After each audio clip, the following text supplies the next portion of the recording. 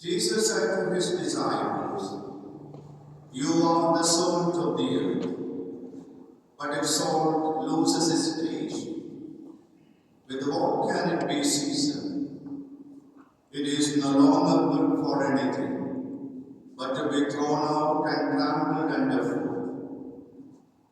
You are the light of the world.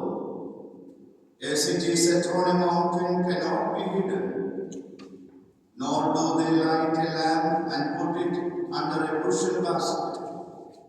It is set on a lampstand, where it gives light to all in the house.